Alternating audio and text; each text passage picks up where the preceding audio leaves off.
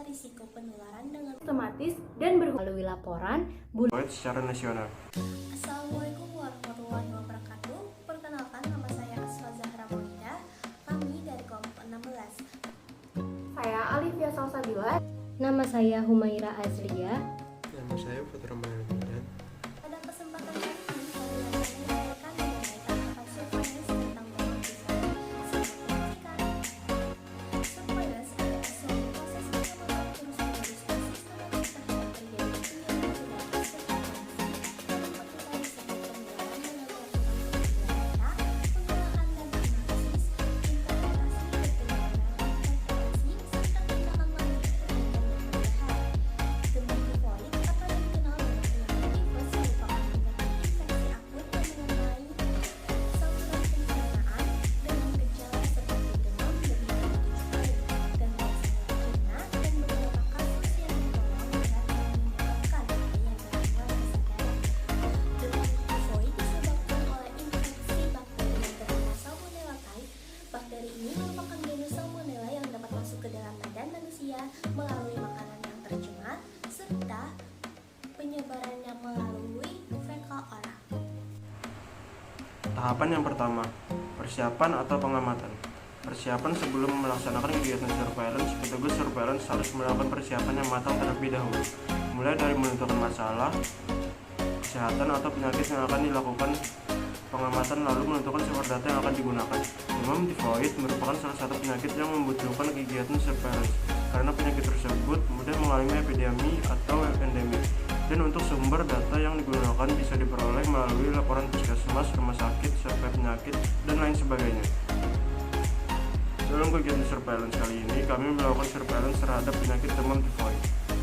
Dan untuk sumber data, kami mengambil dari data Puskesdas tahun 2007 yang dilakukan oleh mahasiswa program studi kesehatan masyarakat Universitas Lampung Mangkurat pada tahun 2022.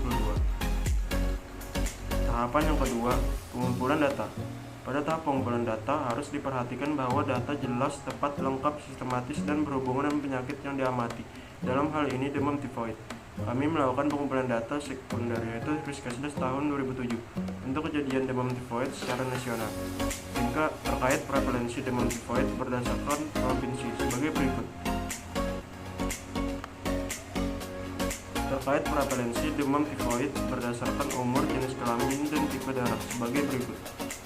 Tahap ketiga atau tahap analisis data, dilakukan pengolahan data yang tidak membuat kesalahan ataupun bias sehingga hasilnya dapat menjadi landasan maupun dasar dalam pembuatan kebijakan atau tindak lanjut. Dapat disajikan dalam bentuk tabel, teks maupun grafik. Analisis data sekunder yang kami lakukan pada Riskesdas tahun 2007 terkait demam tifoid diketahui pada analisis waktunya dilakukan pengamatan pertama pada Agustus 2007 sampai Januari 2008. Tahapan pengamatan kedua yaitu dari Agustus sampai September tahun 2008. Terkait analisis orang, diketahui prevalensi demam tifoid tertinggi ada pada anak sekolah umur 5-14 tahun dan berjenis kelamin laki-laki. Kemudian terkait analisis tempat, demam tifoid tinggi pada wilayah pedesaan. Ada beberapa provinsi dengan nilai prevalensi tinggi daripada angka nasional yaitu Aceh, Bengkulu, Jawa Barat, Banten, Nusa Tenggara Timur, Nusa Tenggara Barat, Kalimantan Selatan, Kalimantan Timur, Sulawesi Selatan, Gorontalo, Papua Barat, dan Papua. Tahap keempat atau tahap terakhir dilakukannya diseminasi informasi atau penyebarluasan informasi. Biasanya diberikan kepada individu maupun kelompok terkait yang berkepentingan, dapat melalui laporan, buletin, seminar, simposium, kongres, dan sebagainya. Isi dan penyampaiannya tergantung target yang dituju. Diseminasi yang kami lakukan melalui video yang diupload di kanal YouTube angkatan secara publik atau umum, sehingga kami tujukan kepada siapapun yang menonton video kami. Berikutnya adalah kesimpulan. Berdasarkan uraian di atas, diketahui bahwa dalam mengetahui data mengenai demam tifoid diperlukan kegiatan surveillance yang meliputi beberapa tahapan. Tahap pertama adalah pengamatan atau persiapan data yang bertujuan untuk menentukan masalah kesehatan atau penyakit yang akan dibahas. Tahap kedua, melakukan pengumpulan data yang jelas, tepat, lengkap, sistematis, dan berhubungan. Tahap ketiga, melakukan pengolahan data atau analisis kasus yang nantinya akan menjadi saran untuk tindak lanjut. Dan tahap keempat adalah diseminasi informasi